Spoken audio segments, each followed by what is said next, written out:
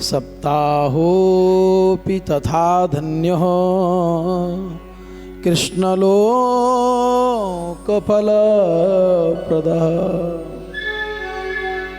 धन्य है ये सप्ताह कथा जो भगवान श्री कृष्ण के लोक को प्रदान करने वाली है।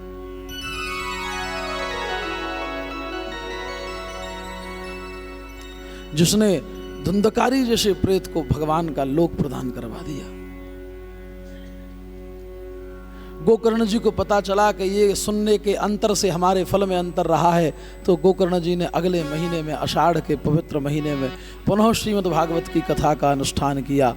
और इस बार जब कथा पूरी हुई तो कथा पूरी हो जाने के बाद एक नहीं अनेकों विमान सभी गांव वालों को लेने के लिए आए, सभी ग्रामवासियों को लेने के लिए आए।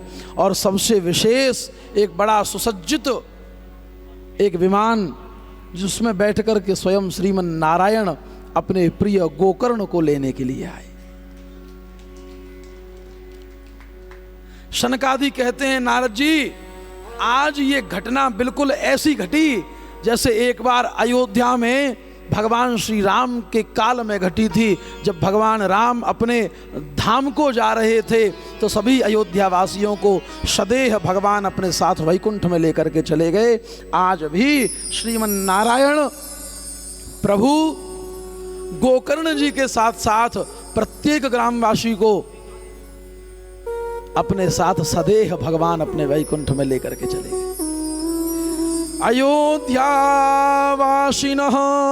पूर्वं यथा रामेण संगतः तथा कृष्णेन ते नीता गोलोकं योगी दुर्लभम्। श्री कृष्ण आज जैसे भगवान राम अयोध्या वासियों को अपने साथ लेकर के चले गए थे, भगवान भी इन सब ग्रामवासियों को अपने साथ सदैह गोलोक धाम लेकर के चले गए। बोलिए कृष्ण कन्हैया लाल की, श्रीमद् भागवत महापुराण की, गोकर्ण जी महाराज की जय। सबका उद्धार हुआ।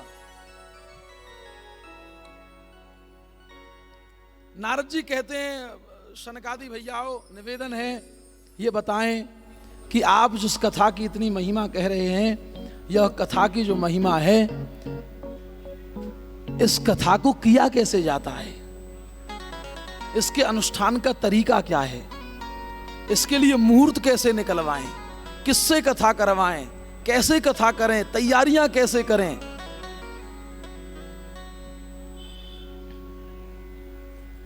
तब एक पूरे अध्याय में शनकादि भैया नारद जी को श्रीमद् भागवत की विधि के विषय में कहते हैं। सबसे पहली बात, कथा के लिए करना क्या है, जिसके बिना कुछ भी नहीं होता उसे कहते हैं लक्ष्मी जी। सबसे पहले लक्ष्मी की ऐसी व्यवस्था करनी है ताकि आपकी कथा में किसी भी प्रकार का कोई विघ्न नहीं आए। मैं नहीं कह रहा हूं, भागवत कह रही है, शनकादि कह रहे हैं। विवाहे यादृशं वित्तम तादृशं परिकल्पयेत्।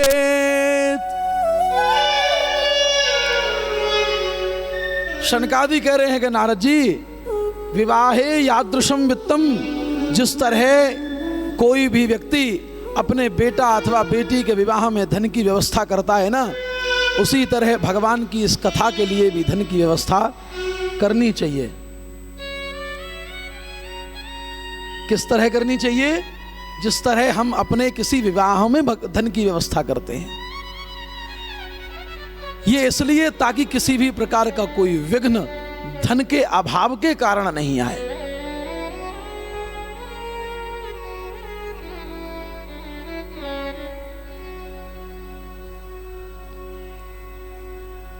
एक बार पूज्य मुरारी बापूजी का कहीं इंटरव्यू चल रहा था टीवी पर, तो एक एंकर ने उनसे पूछा, बापूजी हम देखते हैं कि आपकी कथाओं का पांडाल बड़ा विशाल लगता है, हमारी दृष्टि में करोड़ों रुपए का तो आपका पांडाल, टेंट और ये सब व्यवस्थाएं हो जाती होंगी, तो आपकी कथा कोई सामान्य व्यक्ति तो करा ही नहीं सकता। आप इतनी व्यवस्थाएं करते हैं, इतना कुछ करवाते हैं अपनी कथाओं में, तो ये बहुत ज्यादा नहीं है क्या? बापू ने बड़ा बढ़िया उत्तर दिया और कहा, मैंने आज तक किसी से नहीं कहा कि तुम मेरी कथाओं को भव्य बनाओ।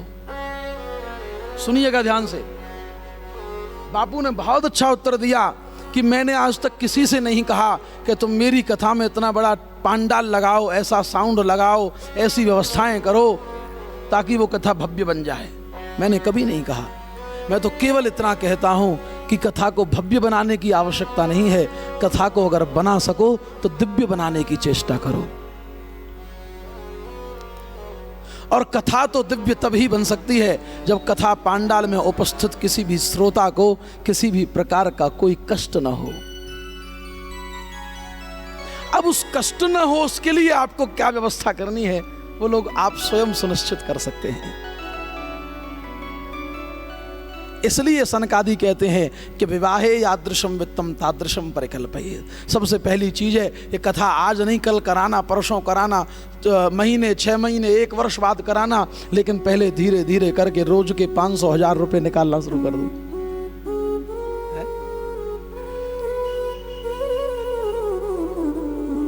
ताकि व्यवस्थाओं में कोई परेशानी ना आए। एक बात। दूसरी बात, शनकादियों ने आगे जब कथा की विधि कही कि भैया देखो, दूसरी बात आती है कि कथा का आप मुहूर्त निकलवाइए, किसी योग्य विद्वान ब्राह्मण से मुहूर्त निकलवाओ, उस मुहूर्त को सुनिश्चित करो और होने के बाद में अब कोई कथावाचक सुनिश्चित करो।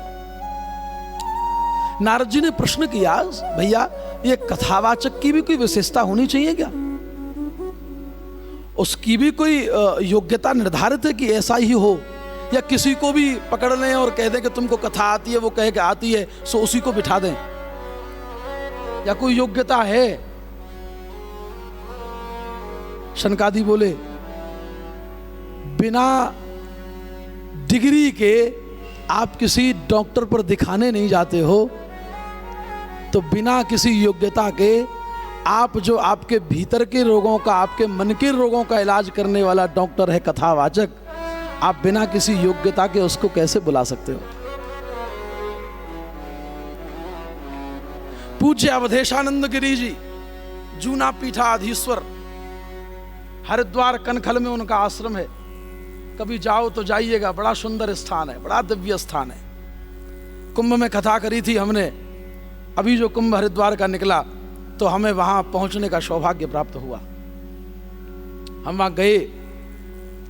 वो अपनी कथा में एक बात उन्होंने एक बार कही थी, मैंने सुनी थी, कि सब लोग प्राय अगर किसी को कोई बीमारी हो जाए, कोई रोग हो जाए, तो किसी अच्छे डॉक्टर के पास दिखाना जाना चाहते हैं।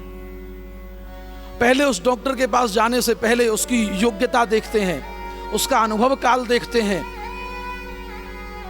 उसका रिजल्ट देखते हैं कि उसने कितने मरीजों को ठीक कर दिया। यूं ही नहीं करते कि आंख में तकलीफ है, कोई भी डॉक्टर मिल जाए सो दिखा लो। अगर आप अपनी आंख, अपना कान, अपना मुंह, अपने दांत, अपनी नाक, अपना हाथ, अपना पैर, अपना शरीर किसी भी गली में बैठे हुए सामान्य से किसी वैद्य या किसी झोला छाप डॉक्टर पर नहीं दिखा सकते, तो जो आपके भव के रोगों को मिटाने का काम करता है कथावाचक, आप उसको कैसे किसी को भी उठा के पकड़ सकते हो?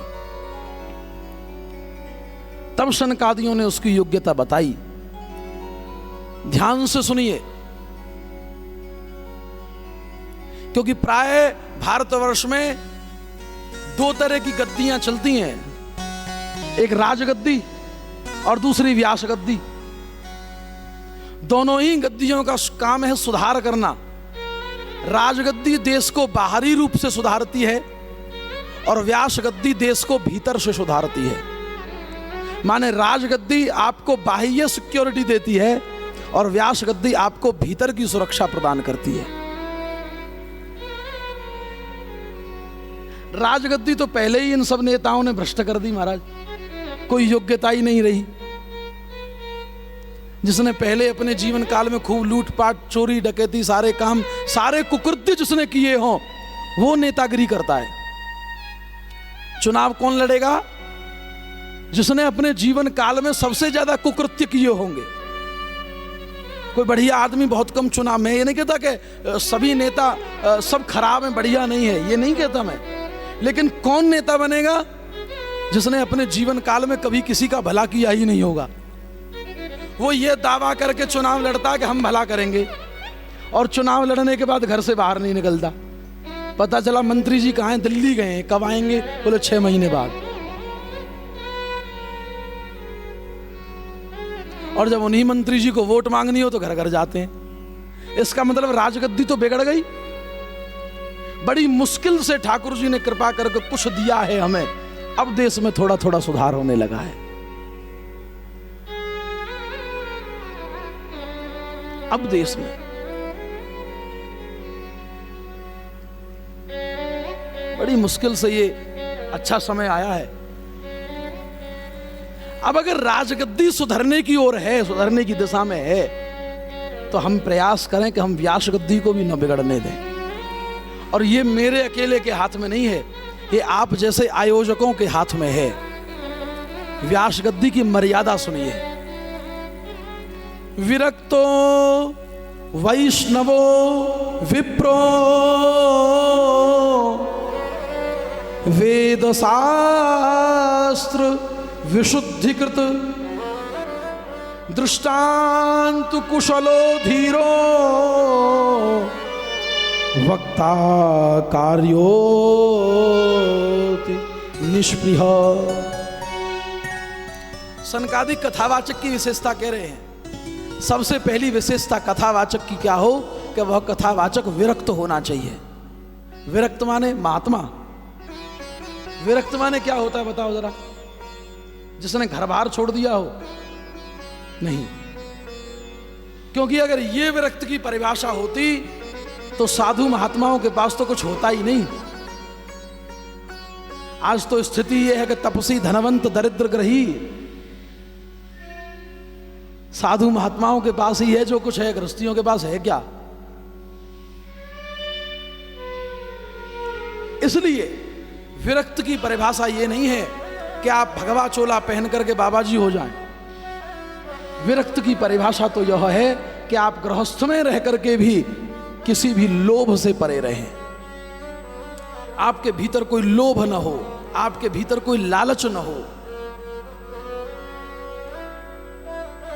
उसे कहते हैं विरक्त। अर्थात निर्लोभी होना चाहिए कथावाचक। आप किसी के पास गए, बोले पंडित जी कथा करवानी, यहां हो जाएगी। पंडित जी क्या लोगे? बोले 4 लाख। सनकादि की पहली बात ही खंडित हो गई। शनकादियों ने इस कथा के महात्म्य में जो पहली बात कही कि विरक्त होना चाहिए कथावाचक, उस पहली बात को ही खंडित कर दिया आप लोगों ने मिलकर के। क्योंकि आपकी शुरुआत ही यहां से होती है कि आपकी डिमांड क्या है।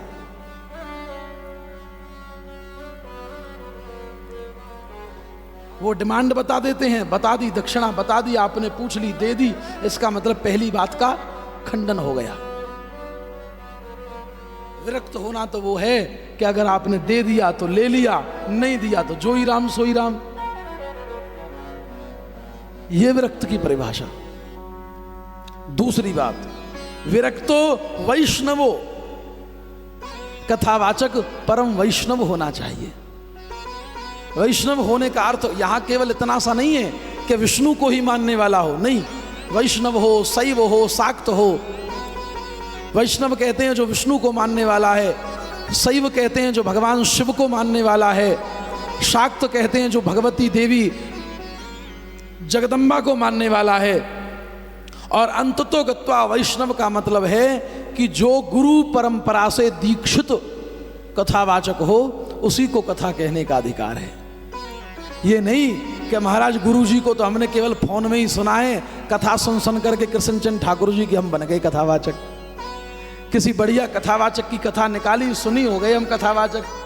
हमें कथा करनी है, बढ़िया लंबे बाल बढ़ा लिए, ये गल छप्पा तिलक लगा लिया है, बढ़िया मोटी मोटी कंठी पहन ली। बोले साहब कहाँ के महाराज? बोल वृंदावन से आए।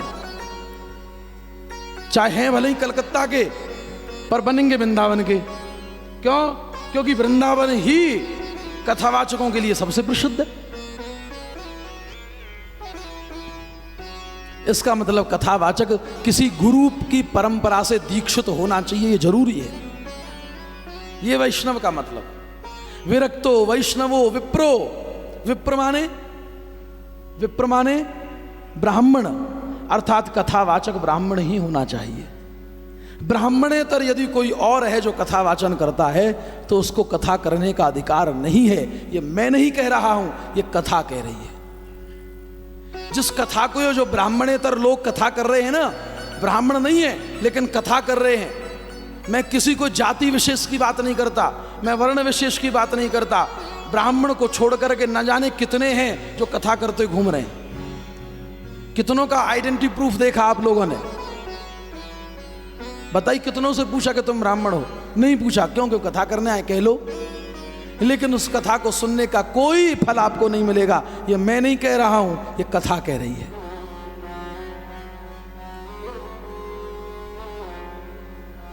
यादव भी कथा कर रहे हैं, जाट भी कथा कर रहे हैं, गुर्जर भी कथा कर रहे हैं, मीणा भी कथा कर रहे हैं, और कहीं कहीं पता नहीं कौन कौन, क्या क्या नाम लिया जाए सबका।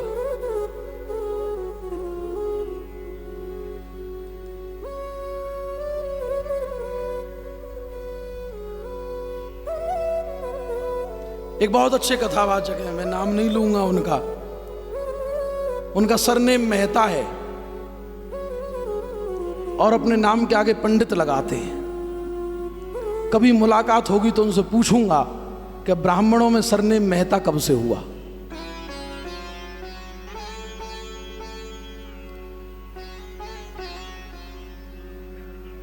नहीं होते, हमारे यहां तो नहीं होते। क्यों भैया, ब्रज में है क्या?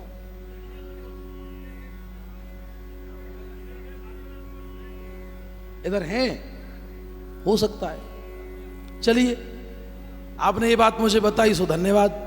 लेकिन मैं अब तक इसी गलतफहमी में था, क्योंकि हमारे यहां तो मेहता ब्राह्मण नहीं होते भाई।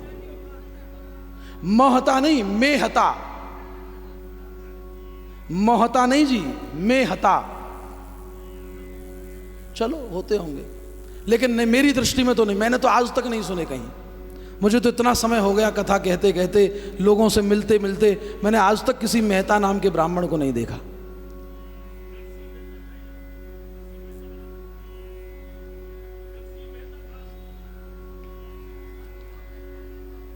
वो मेहता नहीं है भैया, वो मेहता नहीं है। मेहता गोत्र होने में और मेहता केवल इसलिए लगाने में कि आप एक स्थान विशेष पर रह रहे हैं, उस कारण लगाने में, दोनों में अंतर है। नरसिंह जी का गोत्र मेहता नहीं था।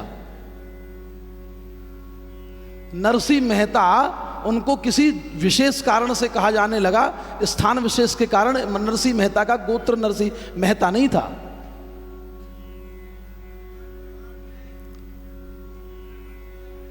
लगाते हैं तो चलिए, हो सकता है, कोई बात नहीं। खैर, इस विषय पर भी नहीं जाते।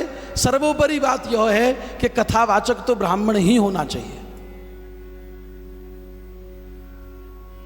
होना ही चाहिए। तीसरी बात, विरक्तो वैष्णवो विप्रो वेद शास्त्र विशुद्धिकृत। यहां पर एक बात बताना तो हम आपको भूल ही गए कि यहां पर शनकादियों ने विप्रह कहा, अर्थात विप्र हो लेकिन वो पुरुष ही हो। ये बात भी मैं नहीं कह रहा हूं, ये बात भी कथा कह रही है।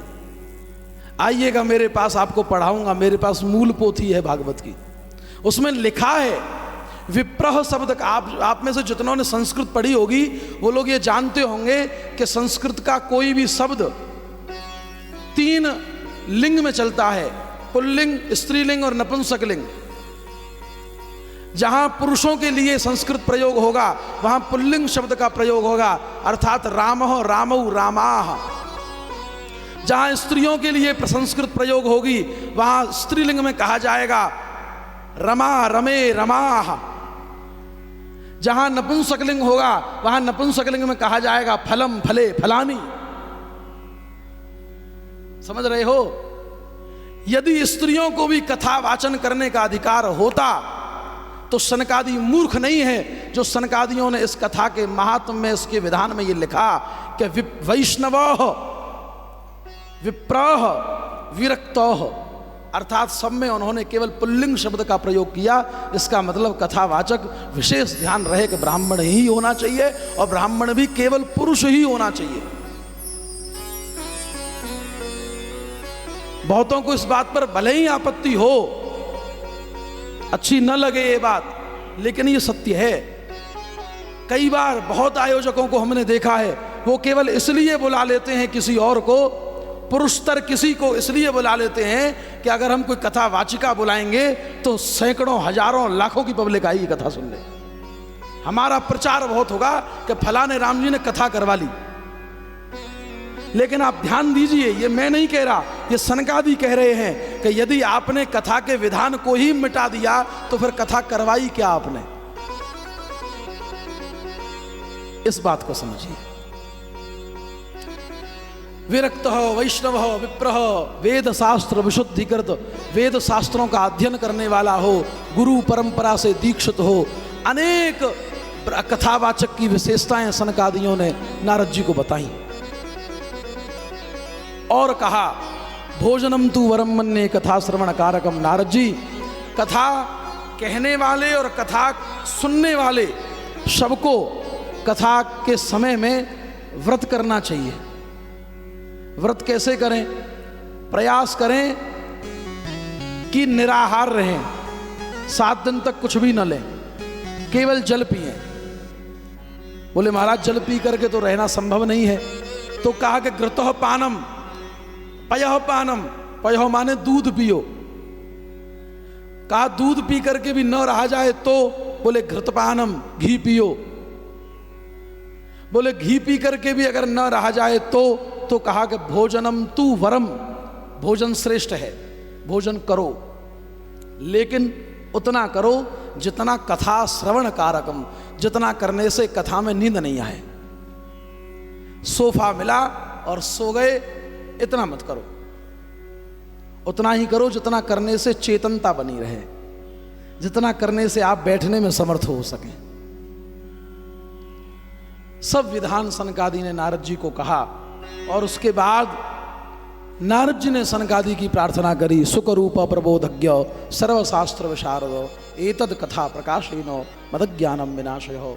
हे सनकादि भैया, आपने मेरे अज्ञान का नाश किया और इसी तरह संसार का प्रत्येक कथावाचक श्रोताओं के अज्ञान का नाश करके उनके भीतर भगवान नाम के प्रकाश को जागृत करे, मेरी यही प्रार्थना। अनेक सब संत महात्मा भक्तगण वहां उपस्थित हो गए, सबने अपनी अपनी सेवाएं उस कथा में प्रदान करी। प्रहलादस्तालधारी तरलगतया चोद्धव कांस्यधारी वीणाधारी सुरसिही स्वर कुशलतया राग करता अर्जुनोभूत। प्रहलाद जी उपस्थित हो गए, भगवान के संकीर्तन में ताली बजाने लगे और उद्धव जी उपस्थित हो गए, कांस्य की थाल बजाने लगे। नारद जी तो वहाँ पहले से ही थे, तो वीणा वादन करने लगे।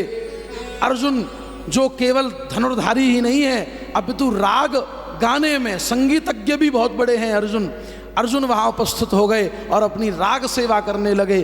अनेक भगवान के भक्त वहाँ उपस्थित होकर के अपने अपने अनुरूप सब भागवत में अपनी सेवाएं देने लगे।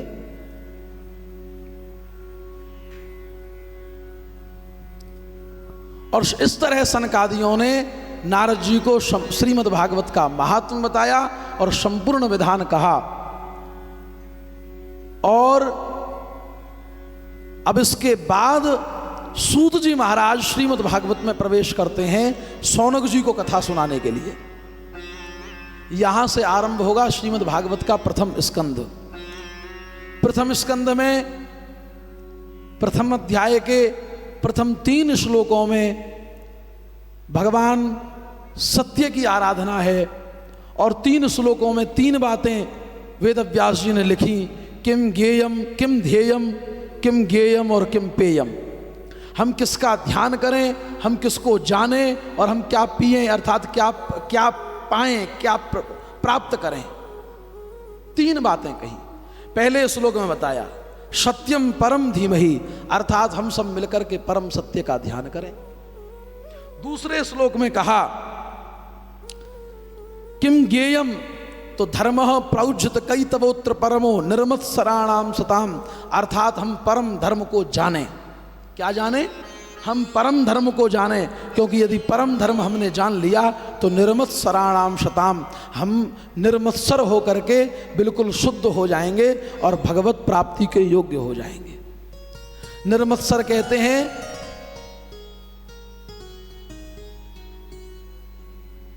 मत्सर रहित होना। मत्सर को आप ऐसे भी कह सकते हैं कि मच्छर। अंतर सिर्फ इतना है कि मच्छर बाहर से आपके शरीर को काटता है और मत्सर भीतर से आपके हृदय को काटता है।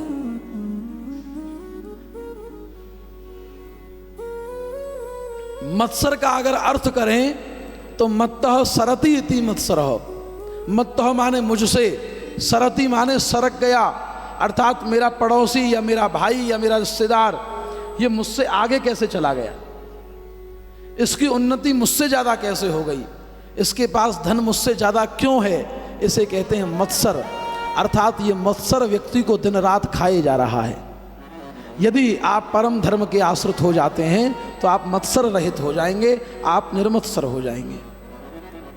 तो किम ज्ञेयम किम ध्येयम सत्यम ध्येयम किम ज्ञेयम धर्म परमम धर्मम ज्ञेयम।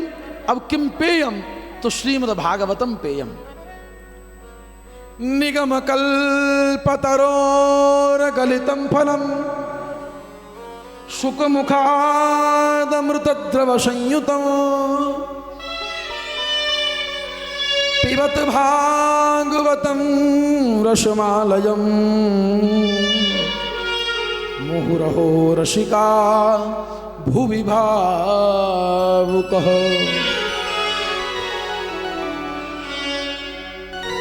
वेद व्यास जी कहते हैं निगम कल्पतरोर गलितम फलम। निगम कहते हैं वेदों को, वेद रूपी वृक्ष की शाखा से गिरा हुआ अमृत फल। कौन सा? श्रीमद् भागवत का यह फल। इसे सबको पाना चाहिए, यह सबको पीना चाहिए। किसी ने पूछा कि वेद तो ऊपर भगवान के वैकुंठ में है, ब्रह्मलोक में है। ब्रह्मलोक में यदि वेद है और उस वेद की शाखा से यदि ये फल गिरा है तो इतना नीचे गिरने के बाद तो ये फल खराब हो जाना चाहिए था। धराधाम पर ये फल आया तो ये बिल्कुल सुरक्षित कैसे रहा?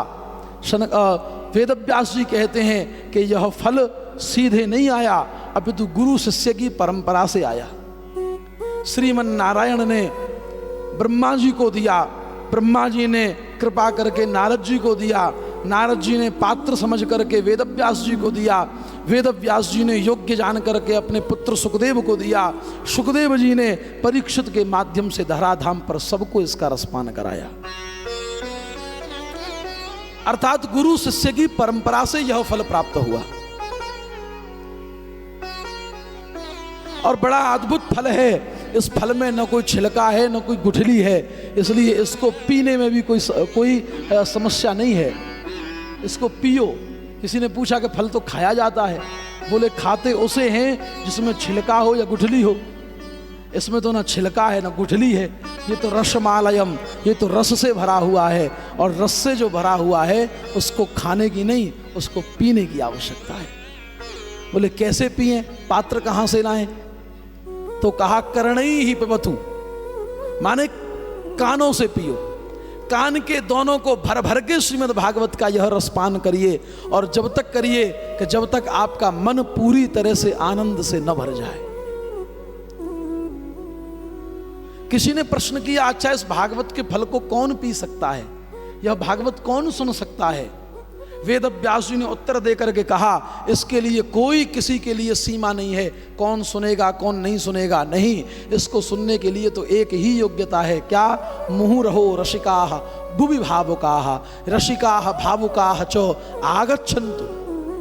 जितने भी रसिक और जितने भी भावुक हैं वो आइए और श्रीमद् भागवत की रस का खूब पान करिए, किसी से कोई मनाही नहीं है। वेद व्यास जी ने श्रीमद् भागवत के प्रथम 3 श्लोकों में इस तरह 3 वंदनाएं भगवान के प्रति करी। शौनक जी सूत जी महाराज से कुछ प्रश्न करते हैं और कहते हैं कि सूत जी आप कथा में आगे प्रवेश करें, उससे पहले हमारे आपसे 6 प्रश्न हैं। कौन कौन से 6 प्रश्न करे सूत जी महाराज ने? किम श्रेयः शास्त्र सारः कः, स्वावतार प्रयोजनम, किम कर्म केवताराश्च,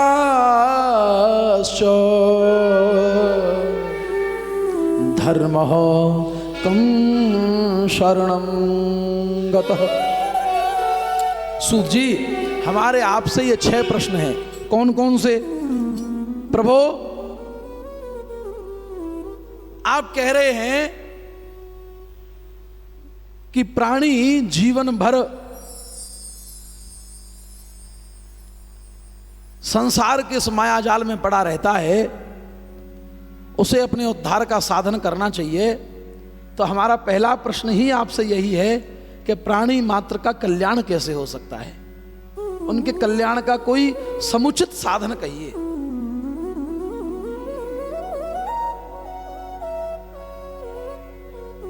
शौनक जी कहते हैं सूत जी हमारा दूसरा प्रश्न यह है कि आप बता रहे हैं कि शास्त्र तो बहुत हैं, हमने सुना है 4 वेद हैं, 6 शास्त्र हैं, 18 पुराण हैं। इतने शास्त्र पुराण ग्रंथ वेद होने के बाद भी मनुष्य का कल्याण नहीं हो रहा है, क्योंकि किसी के पास समय ही नहीं है कि वो सभी ग्रंथों को पढ़ ले। शास्त्र बहुत हैं, आप तो उन सब शास्त्रों का कोई सार बता दीजिए ताकि व्यक्ति सार ग्रहण कर ले और बाकी सब छोड़ दे। जैसे जल मिश्रित दूध में से हंस केवल दूध पी लेता है और जल छोड़ देता है, उसी तरह आप तो वो सार बता दीजिए जिसको ग्रहण करे मनुष्य। दूसरा प्रश्न, आपने कहा कि भगवान परमपिता परमात्मा जो हैं वो तो सर्वसमर्थ हैं, और फिर आपने कहा कि भगवान अपने भक्तों की पीड़ा नष्ट करने के लिए अवतार लेते हैं। यदि भगवान सर्वसमर्थ हैं तो भक्तों की पीड़ा को तो भगवान वहीं बैठे बैठे चुटकियों में दूर कर सकते हैं। ताली बजा करके रावण जैसे दुष्ट का संहार कर सकते हैं, अवतार लेकर के राम बन करके आने की क्या आवश्यकता है भगवान को? ये हमारा तीसरा प्रश्न। सूत जी यदि मान लो कि भगवान ने अवतार लिए भी हैं तो कितने लिए और कहां कहां लिए? एक हमारा यह प्रश्न। मनुष्य के जीवन का परम लक्ष्य क्या हो?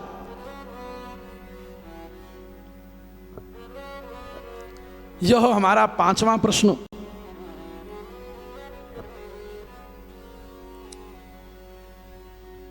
और आप कहते हैं कि भगवान अपनी इस धराधाम पर लीलाओं को करने के बाद अपने परम धाम चले जाते हैं। तो भगवान जब कहते हैं, गीता में भगवान ने कहा है कि धर्म संस्थापनार्थाय संभवामि युगे युगे, मैं धर्म की स्थापना के लिए युग युग में आता हूँ। भगवान जिस धर्म की स्थापना के लिए आते हैं, भगवान के चले जाने के बाद वो धर्म किसकी शरण में जाता है? धर्मः कम शरणम गतः। हे सूत जी हमारे ये 6 प्रश्न आपसे हैं। सूत जी बोले, भैया शौनक जी आपने बड़े बढ़िया प्रश्न करे हैं, आपके इन प्रश्नों का अवश्य उत्तर देंगे, लेकिन उससे पहले हमने इतनी सब कथा आपसे कह दी, महात्मा कह दिया, कथा में भी प्रवेश करने जा रहे हैं, लेकिन अपने गुरुदेव की वंदना तो करी ही नहीं। क्योंकि बिना गुरु वंदना के, बिना गुरु की प्रार्थना के, बिना गुरु की कृपा के कोई भी शुभ कार्य संभव नहीं है। तब सूत जी महाराज ने अपने गुरुदेव की वंदना आरंभ करी। कौन है सूत जी के गुरु, बता सकते हैं आप? और कोई नहीं, कौपीनवंत सुखदेव जी महाराज। यं प्रव्रजन्तमनपेतमुपेतकृत्यं द्वैपायनो विरहकातर आजुहाव पुत्रेति तन्मयतया तरवोऽभिनेदुः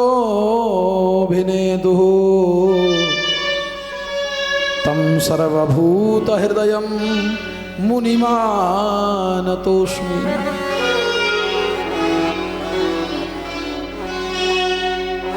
सूत जी ने अपने गुरुदेव सुखदेव जी महाराज की प्रार्थना करी। जो सुखदेव जी कैसे अच्छे, कितने कितने विरक्त महात्मा हैं, सुनिए ध्यान से।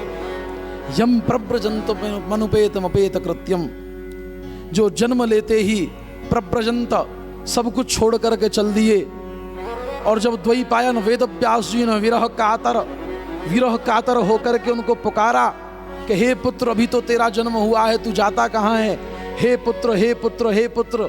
जब पुकारा तब भी लौट करके अपने पिता के बुलाने पर नहीं आए, और भगवत भजन के लिए सब कुछ छोड़ करके, अब यहाँ तक कि अपने नाल को भी अपने कंधे पर डाल करके वैराग्य लेकर के चल दिए। पुत्रेति तन्मयतया तरवो विनेदु तम सर्वभूत हृदय मुनिमानतोऽस्मि। ऐसे वेदव्यास द्वैपायन वेदव्यास जी के सुपुत्र सुखदेव जी महाराज, जो प्रत्येक प्राणी मात्र के हृदय में सदैव विराजित रहते हैं, उन हृदयस्थ सुखदेव जी महाराज को हमारा वंदन। बोलिए सुखदेव जी महाराज की। सुखदेव जन्म की कथा प्राय आप सबने सुनी होगी।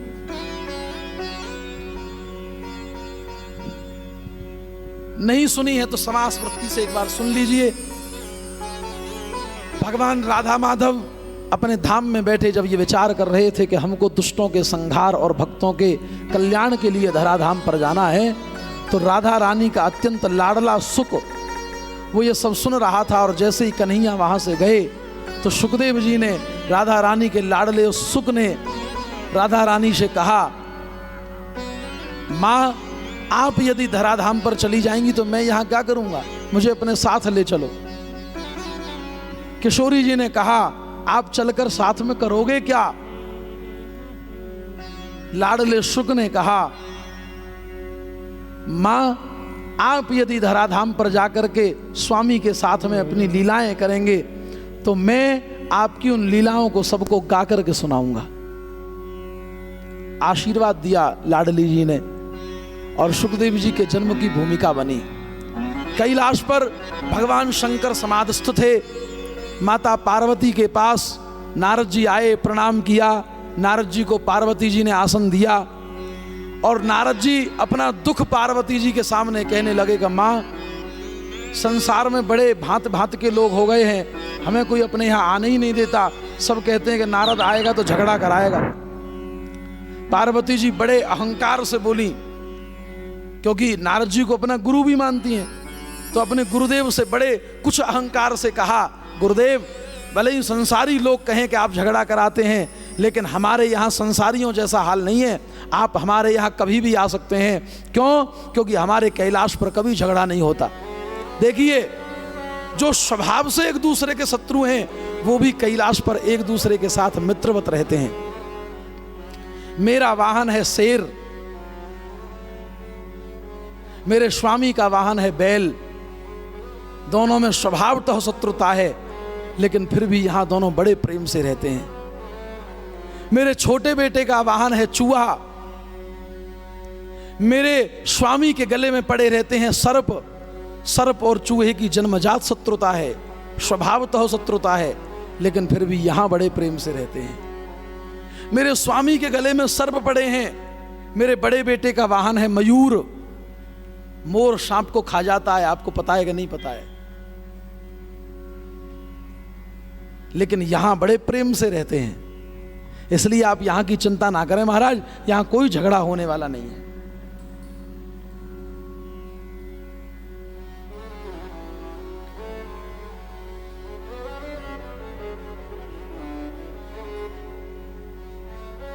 यहां कोई झगड़ा होने वाला नहीं है।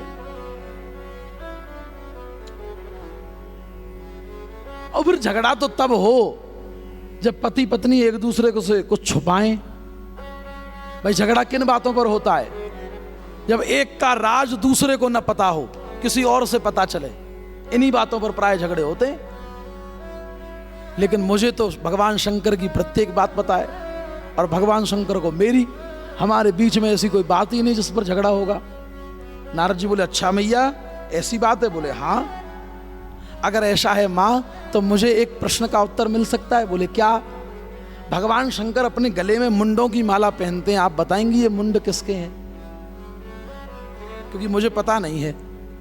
सब जानते हैं नारद जी, एक एक घटना का पता है उनको, त्रिलोकी में पूरी में क्या क्या चल रहा है, लेकिन झगड़ा कराना है ना। पार्वती जी कह रही हमारे यहां नहीं होता, नारद जी कह रहे हम देखें कैसे नहीं होता है। नारद का मतलब आप जानते हैं?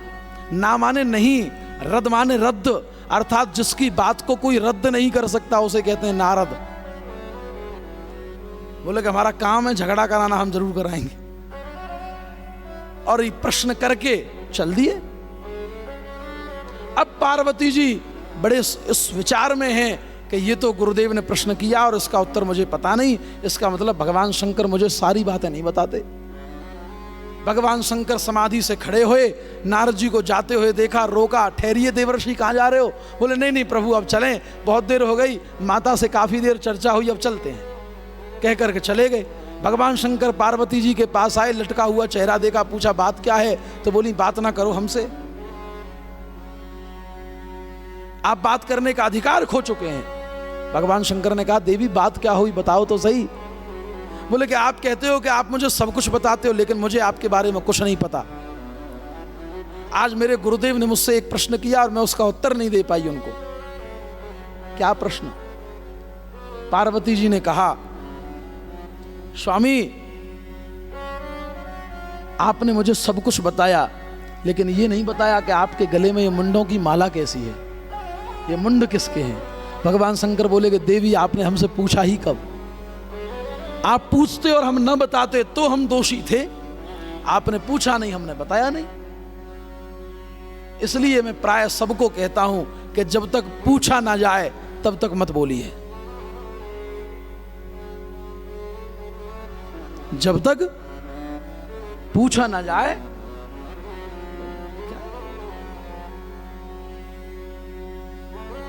पार्वती जी ने कहा हमें नहीं पता, बताओ। भगवान शंकर बोले देवी हमने अमर कथा सुन रखी है। अमर कथा ये क्या होती है? बोले अमर कथा जो सुन लेता है वो कभी मरता नहीं है। आप जितनी बार जन्मी उतनी बार मरी। आपकी मृत्यु के बाद आपके मुंडों को हमने लिया और आपके मुंडों को एक धागे में पिरोते गए और धागे में पिरोते पिरोते पिरोते पिरोते ये एक माला बन के तैयार हो गई। अरे ये तो आपके प्रति हमारे प्रेम का अद्भुत ऐसा संकल्प है और दर्शन है जैसा सृष्टि में कोई नहीं कर सकता, जितना प्रेम हमने आपसे किया है। और आप हम पर प्रश्न कर रही हैं, ये भी भला कोई बात हुई? देवी पार्वती ने बड़े आश्चर्य से कहा आपने अमर कथा सुन रखी है? ऐसी भी कोई कथा होती है जिसको सुन के कोई मरेगा ही नहीं? अगर होती है तो कृपया करके आप हमें सुनाएं। भगवान शंकर ने कहा ठीक है आप कह रही हैं तो सुनाएंगे, एक बार जाके देख के आओ आसपास कोई है तो नहीं, क्योंकि अगर किसी अपात्र ने कथा को सुन लिया तो कहीं वो इसका दुरुपयोग न कर दे। भगवान शंकर ने डमरू बजाया, डमरू से सब जीव जंतु वहां से भाग गए डमरू के स्वर को सुन के। पार्वती जी गई, देखा चारों ओर कोई नहीं है, तोते का एक अंडा पड़ा हुआ है, सोचा कि ये क्या सुनेगा, ये तो अंडा ही तो है। आ गई, कहा महाराज कोई नहीं सुनाइए। भगवान शंकर बोले देवी हम नेत्र बंद करके सुनाते हैं, हुंकारे भरते रहना ताकि हमको पता चले कि तुम जागे हो, सोए नहीं हो। पार्वती जी बोली ठीक। भगवान शंकर ने कथा कहनी आरंभ करी। कथा कहते गए, पार्वती जी हुंकारे भरती गई, भगवान शंकर कथा कहते गए।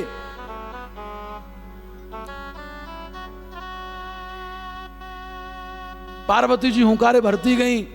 एक दिन, 2 दिन, 3 दिन की कथा हुई। चौथे दिन पार्वती जी को नींद आ गई। अब कथा तो अमृत है, मैंने कहा ना अमृत है ये कथा।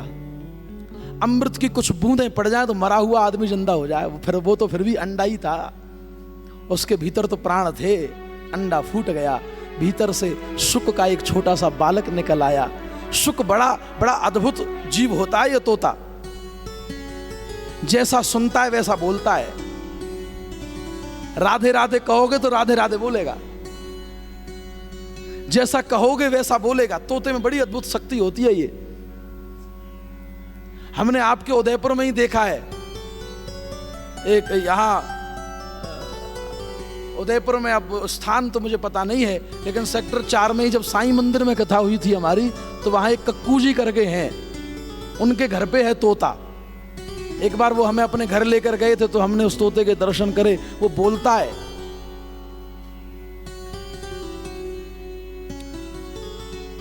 तोता बड़ा अद्भुत जीव है। उसने देखा कि ये कौन देवी हैं जो हुंकारे भर रही हैं और ये कौन महात्मा हैं जो कथा सुना रहे हैं, पर ये जो भी सुना रहे हैं मुझको बड़ी अच्छी लग रही है। उसे और कुछ नहीं पता। उसने तो महादेव जी कहते गए, पार्वती जी तो सो गई। उसको लगा कि शायद ये इसलिए हुंकारे भर रही हैं कि कहीं कथा बंद ना हो जाए। ये सो गई, कथा बंद हो जाएगी हुंकारे बंद हो गए तो। इसलिए पार्वती जी की आवाज में भगवान शुक ने हुंकारे भरने शुरू कर दिए।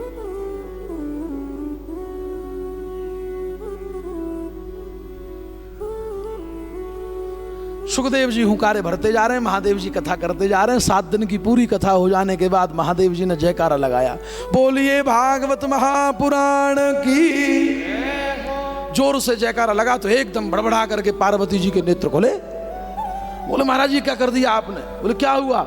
कथा हो गई? बोले हो गई। क्यों? हमने तो सुना ही नहीं कि राम जन्म के बाद क्या हुआ। भगवान शंकर बोले कि राम जन्म के बाद क्या हुआ तुम्हें नहीं पता? तो हुंकारे कौन भर रहा था? देखो किसने कथा सुनी। भगवान शंकर ने जैसे ही दृष्टि घुमाई तो देखा एक वृक्ष के नीचे बैठा हुआ सुक का नन्हा सा एक बालक, नन्हा सुक, नेत्र बंद करके हुंकारे भरे जा रहा था। हूं हूं हूं। भगवान शंकर को क्रोध आया, ए चोर, हमारी अमर कथा को तूने चोरी से सुना, धोखे से सुन लिया, हम तुझे जीवित नहीं छोड़ेंगे।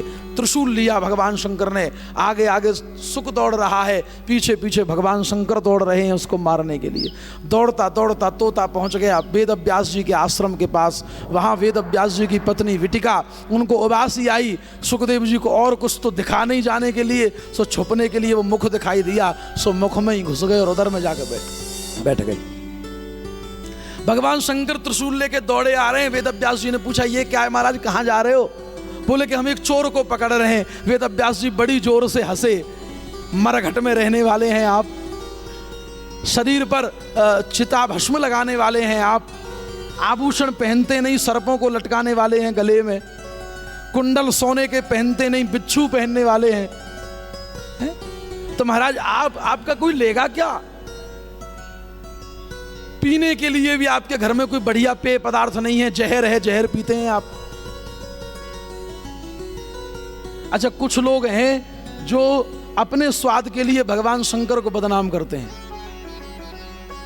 वो लोग चकाचक भांग घोटते हैं। एक वो बड़ा विचित्र भजन चलता है, जहां भी चलता है मैं तो प्रयास करता हूं नहीं चलाना चाहिए। भोला भंग तिहारी में घोटत घोटत हारी। ये भजन बनाने वाले को भी और इस भजन पर बड़ी धूमधाम से नाचने वाले को भी याद रखना, जिस दिन भगवान न्याय करेंगे उस दिन दंड अवश्य देंगे। भगवान शंकर संहार के देवता हैं। किसी के साथ भी छेड़छाड़ करो, भगवान शंकर के साथ मत करो, क्योंकि अगर तीसरा नेत्र खोल दिया, कामदेव का कोई दोष नहीं था। सब देवताओं के आग्रह पर कामदेव ने भगवान शंकर को जगाने के लिए, तपस्या से जगाने के लिए काम अस्त्र छोड़ा था। इतनी सी बात पर जिसमें सबका हित था, इस हित की बात पर भी क्योंकि बीच में व्यवधान डाल दिया, कामदेव को तीसरा नेत्र खोल करके भस्म कर दिया। उसने, कामदेव ने तो जगत की सृष्टि के, पूरे सृष्टि के हित के लिए ऐसा किया तो भस्म होना पड़ा। हम लोग तो अपने स्वाद के लिए भगवान के लिए कह रहे हैं कि भगवान को भांग का भोग लगा और खुद भी भांग पी लो। पूरे शिव महापुराण में कहीं भी भगवान शंकर को भांग का भोग नहीं लगा।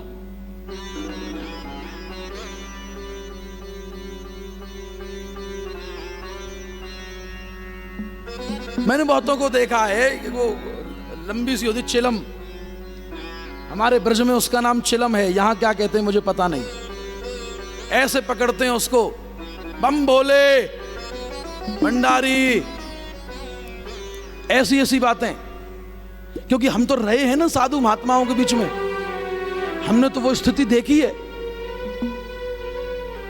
शिखर पे बैठ के फिक्र कर हमारी, अगड़ बम, और पता नहीं क्या क्या कहते हैं, और फिर एक कस खींचते हैं जोर की, है एकदम जोर का कस खींच के उस धुएं को कभी नाक से निकालते हैं, कभी मुंह से निकालते हैं, आंखें लाल हो जाती हैं और फिर कहते हैं जय भोले।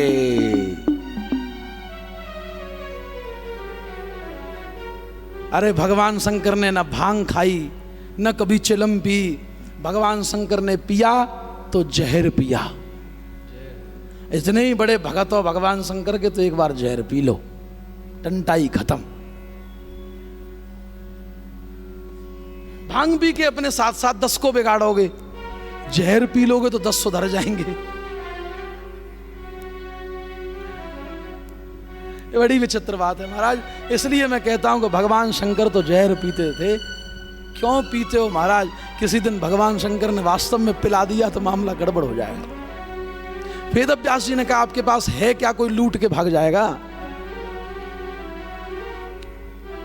भगवान शंकर ने कहा एक चोर हमारी अमर कथा चुरा करके भागा है। बोले अमर कथा? आप कहां जा रहे हैं? बोले उसे दंड देने, उसको मारने। वेद व्यास जी बोले महाराज आप वास्तव में बड़े भोले हैं। आपने कहा कि अमर कथा सुन करके भागा है। जिसने अमर कथा सुन ली, अमर कथा का प्रभाव है कि वो मर नहीं सकता, और आप तो विधाता हैं, संहार के देवता हैं, आप तो मार सकते हैं। यदि आपने मार दिया तो फिर अमर कथा का महत्व क्या रह जाएगा? दोनों ही स्थितियों में नुकसान तो आपका ही है। तब भगवान शंकर को होश हुआ कि बात ठीक है। एक भस्मासुर नाम का राक्षस था। भगवान शंकर ने उसको वरदान दे दिया कि जिसके हाथ पर तुम, जिसके मस्तक पर तुम हाथ रख दोगे भस्म हो जाएगा। उस राक्षस की दृष्टि देवी पार्वती पर पड़ गई। पार्वती जी को देख करके इतना प्रेम में अंधा हो गया। अब शंकर भगवान से बोला कि महाराज आपने जो वरदान दिया है मैं उसका परीक्षण करना चाहता हूं। बोले कैसे करोगे परीक्षण? बोले कि आपके मस्तक पर हाथ रख के, क्योंकि अगर आप भस्म हो गए तो इसका मतलब वरदान सच्चा है और पार्वती जी मुझे मिल जाएंगी। अब भगवान शंकर के पीछे दौड़ रहा है भस्मासुर हाथ रखने के लिए। भगवान शंकर आगे आगे भाग रहे हैं, भस्मासुर पीछे पीछे दौड़ रहा है। भगवान शंकर ने पुकारा हे केशव अब तो आप ही रक्षा करेंगे। भगवान विष्णु एक बार पुनः मोहिनी रूप धारण करके आए। उस भस्मासुर को अपनी बातों में ऐसा फंसाया, उससे कहा कि तुमको नृत्य करना आता है? बोले नहीं आता। नहीं आता? अच्छा तुम चाहते हो कि मैं तुम्हारे साथ चलूं? बोले चाहता हूं। अगर चाहते हो तो मुझे नृत्य करके रिझाओ। अच्छा तुम सिखाओ। तो भगवान विष्णु मोहिनी रूप धारण करके नृत्य करना सिखा रहे हैं उसको। और नृत्य करते करते सिखाते सिखाते कभी हाथ को यहाँ रखें, कभी हाथ को यहाँ रखें, कभी हाथ को यहाँ रख के नाचें, और यहाँ करते करते करते करते अपने हाथ को मोहिनी भगवान ने यहाँ रख दिया। ये भूल गया भस्मासुर के हाथ मैं रख दूंगा तो भस्म हो जाऊंगा। उस रूप में इतना मोहित हो गया कि ऐसे धीरे धीरे धीरे धीरे करते हाथ को यहाँ रख लिया और भस्मासुर स्वयं भस्म हो गया। भगवान शंकर तब जनार्दन भगवान विष्णु के पास आए और आकर बोले प्रभु आज आपने रक्षा करी। भगवान विष्णु बोले आज के बाद कभी किसी को बिना विचार करके वरदान मत दे देना। तो भगवान शंकर बड़े भोले हैं, इसलिए इनकी उपासना बड़ी सरल है। भगवान शंकर की उपासना पद्धति में कोई बहुत ज्यादा झगड़ा नहीं है। किसी शिवालय में जाओ, एक लोटा पानी का भरो, जल का एक लोटा भर के, और कुछ न हो तो चढ़ा दो, हो गई पूजा, हो गया अभिषेक। सबसे सरल महात्मा, सबसे सरल भगवान। एक अकेला मात्र देवता है जिसके द्वार 24 घंटे खुले रहते हैं। अब तो शिवालय बहुत बड़े बड़े बन गए महाराज, क्या पूछो, बड़ी भव्यताएं दिव्यताएं हो गई। अब तो ताले लगाना मजबूरी है, क्योंकि भोलेनाथ जी के ऊपर जो सर्प रखा है वो चांदी का है। खुला छोड़ दिया तो रात में कोई उनका ही शिष्य आकर के ले जाएगा।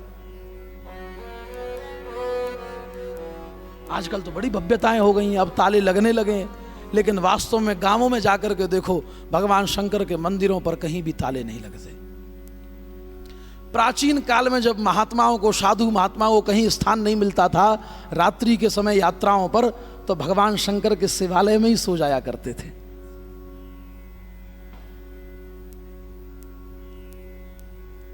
इसलिए प्राय जो साधुओं के आश्रम रहते हैं उन पर और कोई प्रतिमा मिले न मिले, भगवान शंकर का शिवालय अवश्य मिलता है, क्योंकि साधुओं के आश्रम के द्वार सबके लिए खुले हैं, जिस तरह शिवालय सबके लिए खुला है। वेदव्यास जी ने कहा महाराज उसको मार दोगे तो फिर अमर कथा का महत्व क्या रह जाएगा। भगवान शंकर लौट गए, 12 वर्ष व्यतीत हुए, उसके बाद सुखदेव जी भगवान विष्णु के कहने पर माता के गर्भ से बाहर आए और आते ही तुरंत वैराग्य लेकर के वन को चले गए।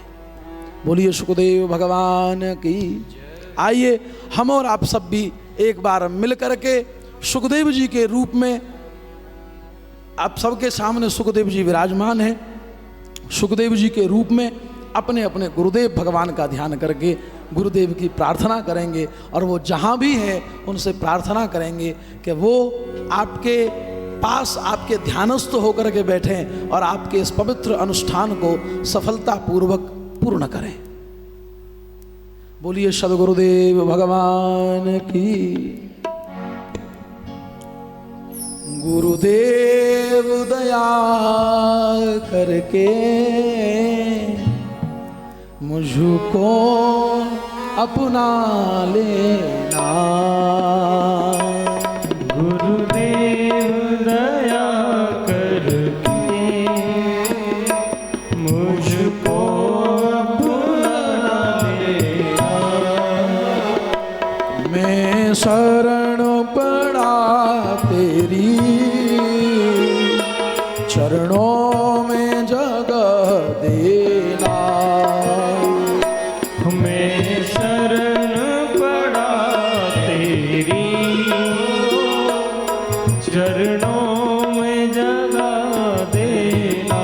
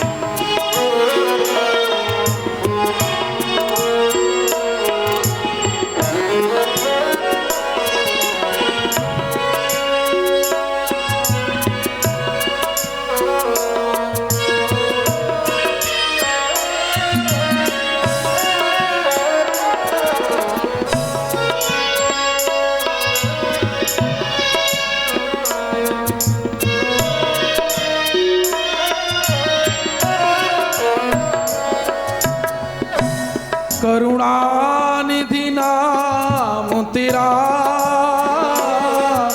करुणा दिखलाओ तुम। करुणानिधि नाम तेरा, करुणा दिखलाओ तुम। सोए हुए भाग्यों को हे नाथ जगाओ तुम। सोए हुए भाग्यों को हे नाथ जगाओ तुम। हे नाथ जगाओ तुम, हे नाथ जगाओ तुम। मेरी नाव भंवर डोले,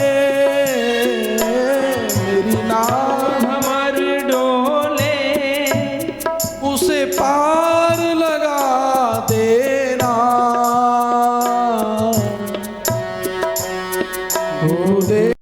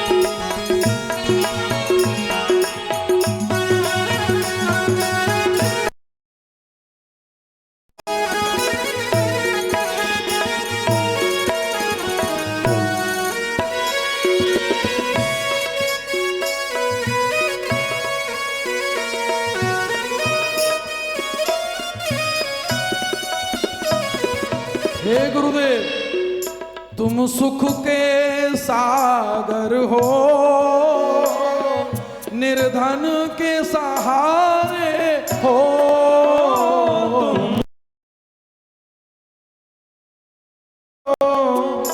निर्धन के सहारे हो,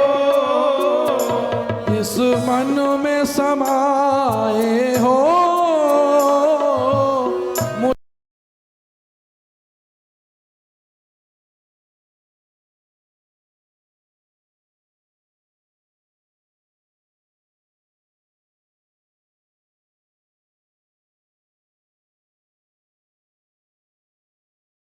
अरे हो, मुझे प्राणों से प्यारे हो। माला जपूं तेरी, नित्य माला जपो तेरी, से भूला देना। गुरुदेव कृपा करके मुझको अपना लेना। मैं शरण पड़ा तेरी, मैं शरण पड़ा तेरी, मुझको अपना लेना।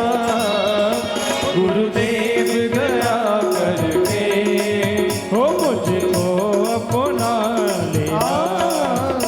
गुरुदेव दया करके मुझको अपना लेना। जय हो। हे गुरुदेव,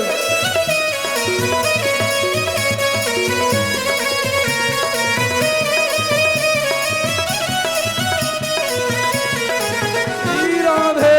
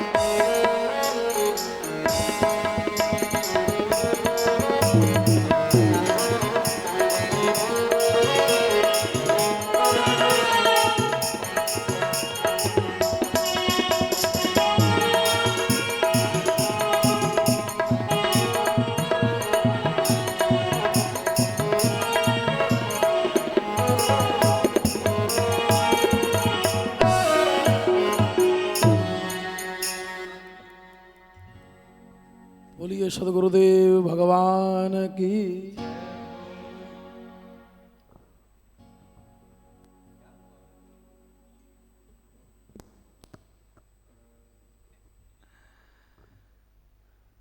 बोलिए वृंदावन बिहारी लाल की।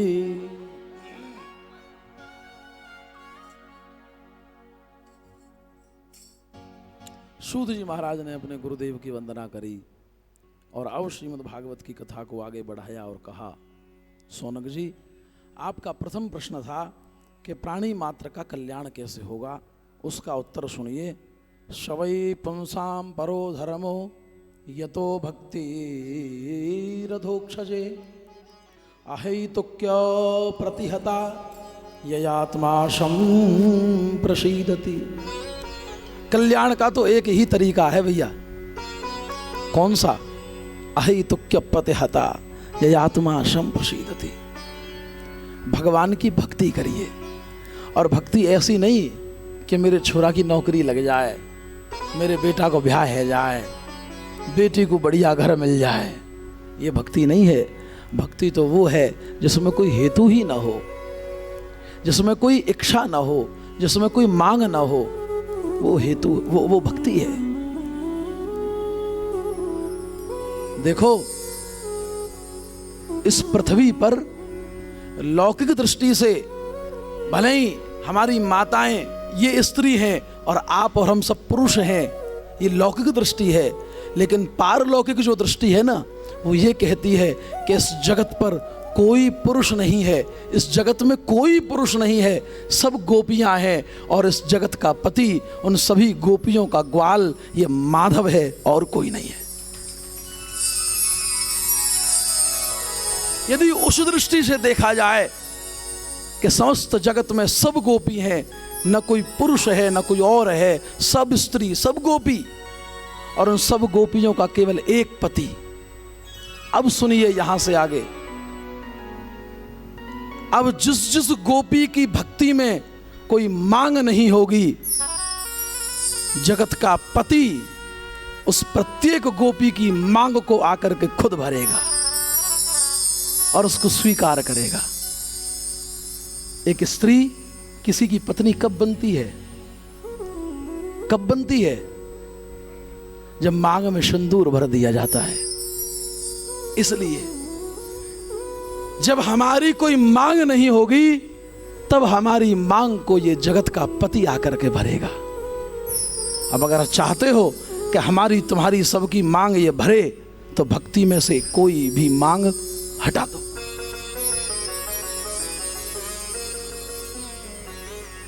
ये तरीका है सबसे बढ़िया। भक्ति करोगे कल्याण हो जाएगा।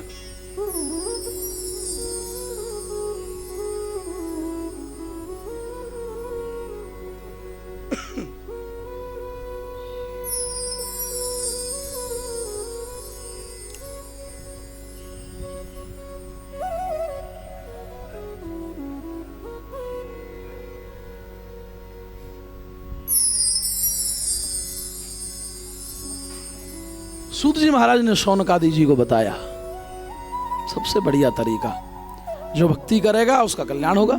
बोले महाराज कल्याण होगा कैसे? तो बताया कि अगर कल्याण कैसे होगा कि जो भक्ति करेगा ना, भक्ति करने से उसको तत्व की जानकारी होगी, और तत्व की जानकारी होगी तो उसी तत्व के प्रभाव से होगा क्या कि भिद्यते हृदय ग्रंथि छिद्यन्ते सर्व संशया। कल हम जब यहाँ से हम ऊपर जा रहे थे, तो ऊपर जाते समय कमलेंद्र जी हमारे साथ थे और हमसे नहीं कोई बात नहीं, लेकिन कमलेंद्र जी ने कहा कि आज मुझे मेरी कई प्रश्नों के उत्तर मिले, यानी शंकाओं का समाधान हुआ। और मैं प्राय कहता हूं कि यदि जीवन में कोई शंका बनी है ना, तो उसके समाधान के लिए कथा में आकर के बैठ जाओ, स्वतः मिल जाएंगे। किसी से पूछने की जरूरत नहीं, किसी को कुछ बताने की जरूरत नहीं। स्वयं ये विधाता आपको आपके प्रत्येक प्रश्न के उत्तर इन्हीं 7 दिनों में दे देगा। क्योंकि सही बात तो यह है कि आपकी दृष्टि में भले ही देखने को लोकेंद्र नाम का ये व्यक्ति यहाँ बैठ कर के आपको कथा सुना रहा है, भले ही ये चेहरा लोकेंद्र का है, लेकिन इसके भीतर बैठ कर के यहाँ इसको बुलवा कौन रहा है, ये स्वयं लोकेंद्र भी नहीं जानता। क्योंकि आपके प्रश्नों के उत्तर देने का सामर्थ्य मुझ में नहीं है। मैं भी तो आप ही की तरह हूं। कल कोई थे मेरे पास बैठे थे, तो मैंने उनसे कहा कि आप हमें कोई बहुत बड़ा साधक न समझें, क्योंकि आप भी गृहस्थी हैं और हम भी गृहस्थी हैं।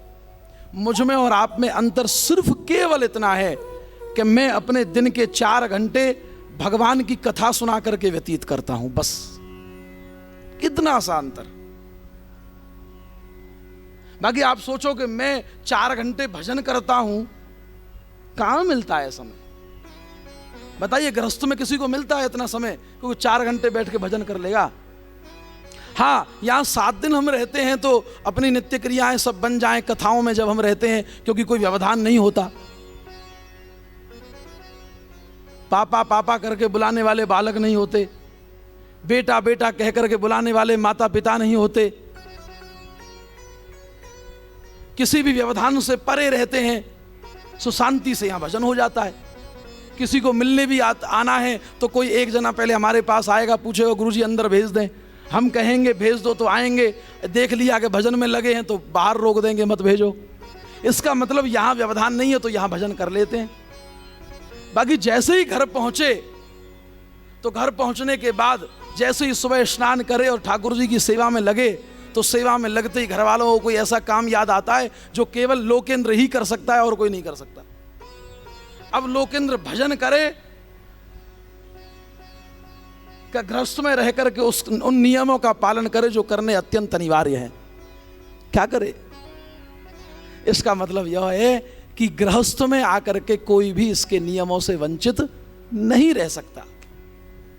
इसलिए यह समझ लेना कि हम कोई बहुत बड़े साधक हैं, नहीं है।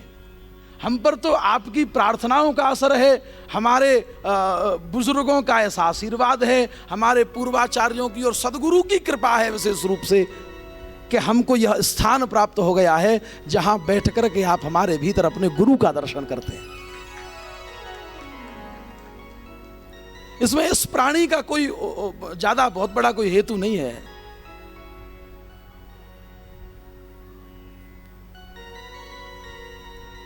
मेरे पास प्राय लोग आते हैं और कहते हैं गुरुजी ये परेशानी है, कुछ दे दो। मैंने कहा 4-5 घंटे नीचे दे के आया हूं, वहां से नहीं लिया। अगर 4-5 घंटे में नहीं लिया तो यहां 10-15 मिनट में ऊपर क्या दे सकता हूं मैं तुम्हें? मैं सबको कहता हूं कि अगर आप मेरे पास इसलिए आ रहे हैं कि मैं कोई गंडा बांध के दूंगा आपको, कोई ताबीज बना करके दे दूंगा, कोई कुछ पढ़ करके आपको दे दूंगा कि ये खा लेना सब ठीक हो जाएगा, मेरे पास ऐसा कुछ भी नहीं है। सबको सामूहिक रूप से कहता हूं ताकि आप लोगों की शंकाएं दूर हो जाएं। बहुत लोगों को लगता है कि गुरुजी एक ताबीज बना देंगे बढ़िया सा और उससे काम हो जाएगा अपना। अगर ऐसा होता तो गुरुजी खुद ताबीज नहीं पहन लेते, तुलसी की माला क्यों लटकाए घूम रहे होते? अगर ऐसा होता तो उदयपुर का सबसे बड़ा सेठ जो भी कोई होगा वो हमारा ही शिष्य होता, हम ऐसा मंत्र फूंक देते। और फिर तो क्या बात कहने, बताइए, इसमें कुछ गलत नहीं है ना। गलत इसलिए नहीं है क्योंकि ये सत्य है कि हमारे पास इसके अलावा कुछ और है भी नहीं। इसलिए मैं सबको कहता हूं कि यदि आप कोई प्रश्न लेकर के आए हैं तो वो प्रश्न भले ही हमको भी बताने का समय न मिले, कोई बात नहीं, इसको आकर के बता दो, ये उसका समाधान समय आने पर अपने आप कर देगा।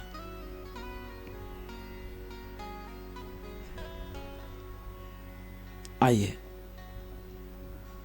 बहुत अधिक समय नहीं लूंगा मैं आपका, क्योंकि आपको भी कहीं ना कहीं ऐसा लग रहा होगा कि आज तो बहुत समय हो गया।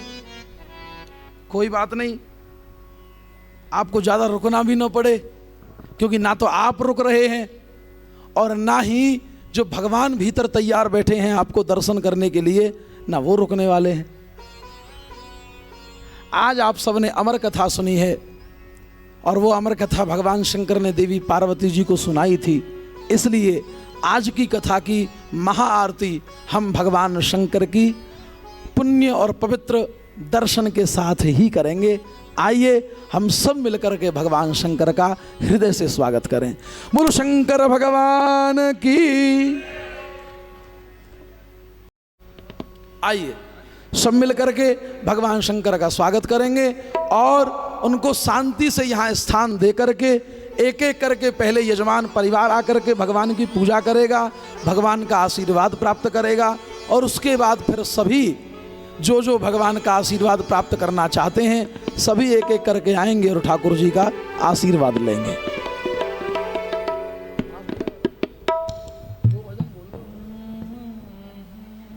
श्री राधे।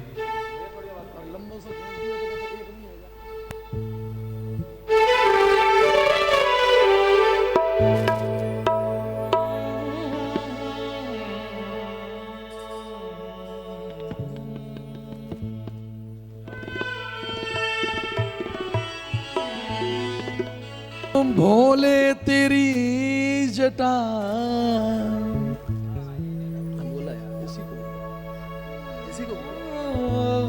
भोले तेरी जटा में, राम बाबू भैया है तो सही हमारे संग, बहती है गंगधारा,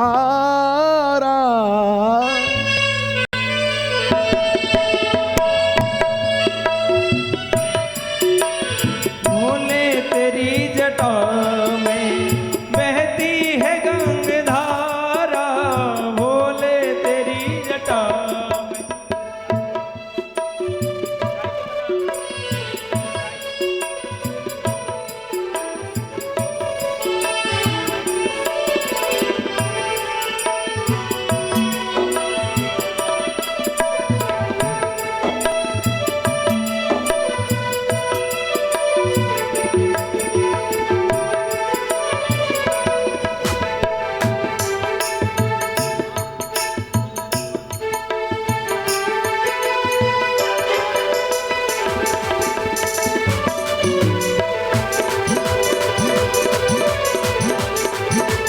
जटा में तेरी गंग बिराजे हो, जटा में तेरी गंग बिराज, जटा में तेरी गंग बिराजे, जटा में तेरी गंग बिराज, और गल सरपन की माला, वो भोला डमरू वाला, वो भोला डमरू वाला, हो भोला डमरू वाला, हो भोला डमरू वाला, हो भोला डमरू वाला, वो भोला डमरू वाला, हो भोला डमरू वाला, हो भोला डमरू वाला। ओ जटा में तेरी गंग बिराजे, जटा में तेरी गंग बिराजे, जटा में तेरी गंग बिराजे, हो जटा में तेरी गंग बिराजे, और गल सरपन की माला, वो भोला डमरू वाला, वो भोला डमरू वाला, हो भोला डमरू वाला, हो भोला डमरू वाला।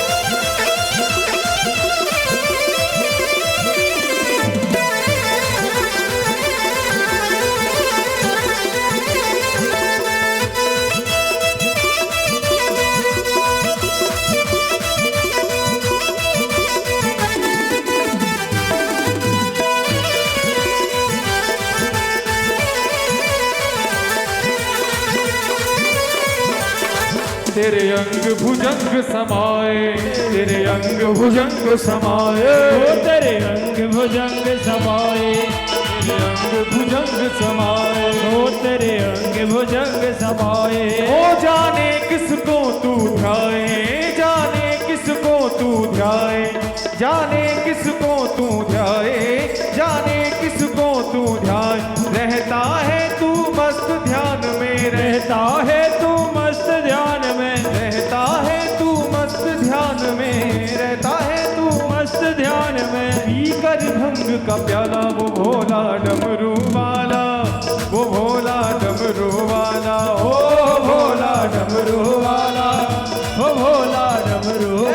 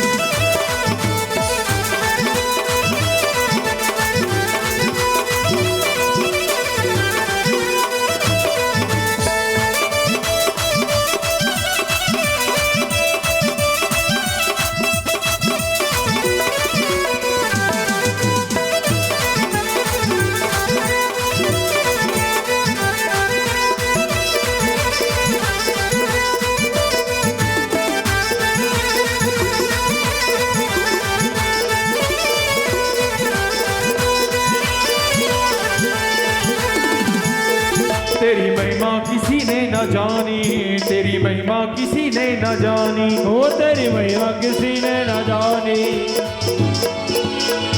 ओ भोले तू सबसे बड़ा है दानी, तू सबसे बड़ा है दानी, तू सबसे बड़ा है दानी, तू सबसे बड़ा है दानी। अरे कैलासी ओ अविनाशी, अरे कैलासी ओ ओ, अविनाशी, अरे कैलासी ओ अविनाशी, अरे कैलासी ओ अविनाशी। तू है देव निराला, वो भोला डमरू वाला, वो भोला डमरू वाला, ओ भोला डमरू वाला, ओ भोला डमरू वाला, ओ भोला डमरू वाला, ओ भोलू वाला, ओ भोला डमरू वाला, ओ भोला डमरू वाला। जय बम बम भोले, जय बम बम भोले, भोले जय बम बम भोले, जय बम बम भोले, जय बम बम भोले, जय बम बम भोले, जय बम बम भोले, बम बम भोले, जय बम बम भोले, जय बम बम भोले, जय बम बम भोले, बम भोले जय बम बम भोले, जय बम बम भोले, जय बम बम भोले, जय बम बम भोले, जय बम बम भोले, जय बम बम भोले, जय बम बम भोले, जय बम बम भोले, जय बम बम। वो भोला डमरू वाला, वो भोला डमरू वाला, ओ भोला डमरू वाला, वो भोला डमरू वाला, ओ भोला डमरू वाला, वो भोला डमरू वाला, हाँ भोला डमरू वाला, वो भोला।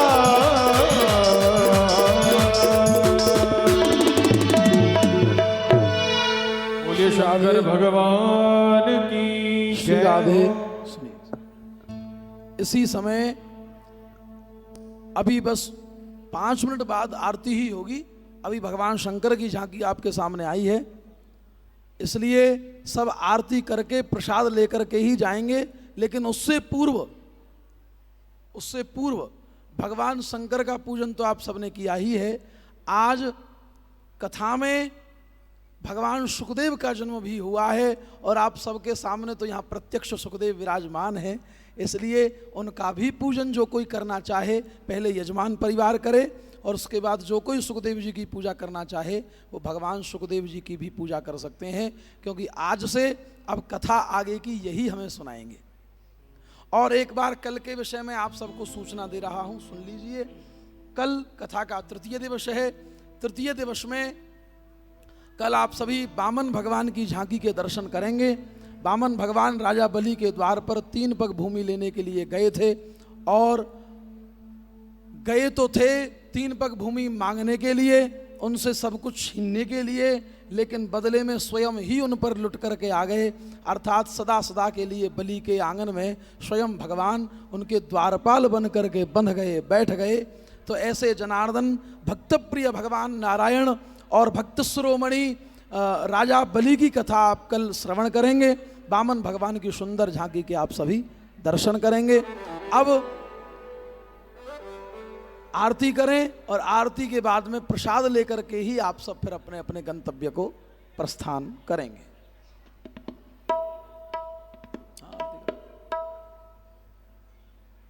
आरती करो।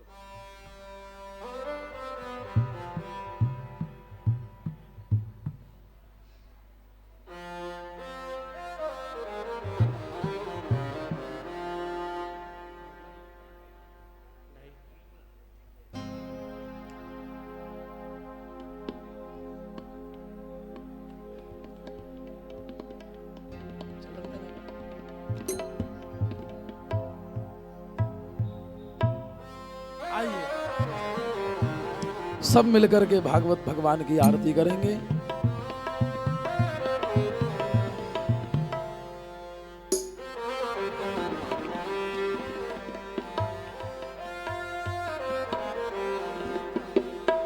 हे गोपाल कृष्ण करूं आरती तेरी, हे गोपाल कृष्ण करूं आरती तेरी, हे प्रियापति मैं करूं आरती तेरी, हे प्रियापति मैं करूं आरती तेरी। तुझ पे ओ कान्हा बनी बनी जाऊं, तेरी छवि पे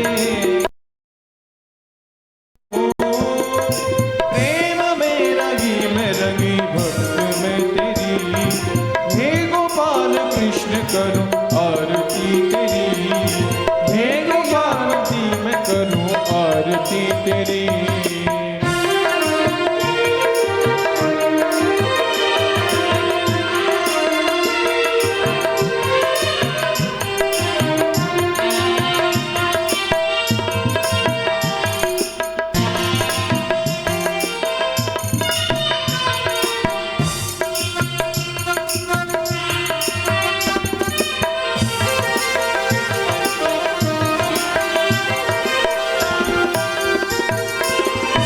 माटी का तन है तेरा, मन और प्राण भी तेरे हो।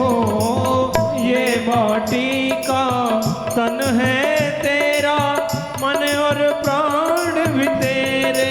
हाँ, मैं एक गोपी तुम हो कन्हैया, तुम हो भगवान मेरे। हाँ, मैं एक गोपी तुम हो कन्हैया, तुम हो भगवन मेरे। दर्श तेरा प्रेम तेरा आस है मेरी, दर्श तेरा प्रेम तेरा आस है मेरी। हे गोपाल कृष्ण करूं आरती तेरी, हे गोपाल कृष्ण करूं आरती तेरी। हे प्रियापति मैं करूं आरती तेरी, हे प्रियापति मैं करूं आरती तेरी। पैरों का था बलि बलि जाऊं तेरी छवि पे भर जाऊं। प्रेम में रंगी मैं रंगी भक्त में तेरी, हो प्रेम में रंगी भक्ति में तेरी। हे गोपाल कृष्ण करूं आरती तेरी, हे गोपाल कृष्ण करूं आरती में।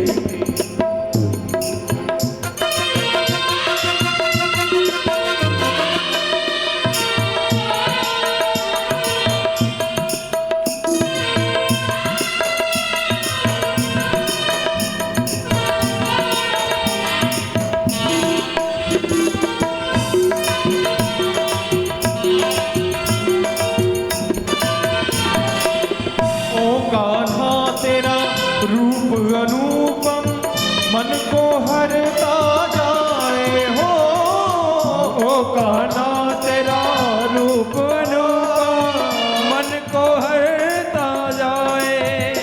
ओ मन ये चाहे हर पल अखियाँ तेरा दर्शन पाए हो। मन ये चाहे हर पल अखियाँ तेरा दर्शन पाए। हो दर्श तेरा प्रेम तेरा आस है मेरी, दर्श तेरा प्रेम मेरा आस है मेरी। हे गोपाल कृष्ण करूं आरती तेरी, हे गोपाल कृष्ण करूं आरती तेरी। हे प्रियापति मैं करूं आरती तेरी, हे प्रियापति मैं करूं आरती तेरी। तुझ पे कान्हा बलि बलि जाऊं तेरी छवि पे वरी जाऊं।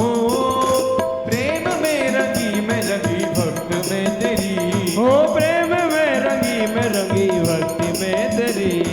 हे गोपाल कृष्ण करूं आरती तेरी, हे गोपाल कृष्ण करूं आरती तेरी। कर्पूर गौरम करुणावतारम संसार सारम सुखदेन्द्रहार सदा वसंतम हृदयारविंदे भवं भवानी तं नमः। त्वमेव माता च पिता त्वमेव बन्धु च सखा त्वमेव विद्या द्रविणं त्वमेव सर्वं मम देव देव। हरे कृष्ण कृष्ण कृष्ण हरे हरे, हरे राम राम राम हरे हरे। हरे कृष्ण कृष्ण कृष्ण हरे हरे, हरे राम राम राम हरे हरे। हरे कृष्ण कृष्ण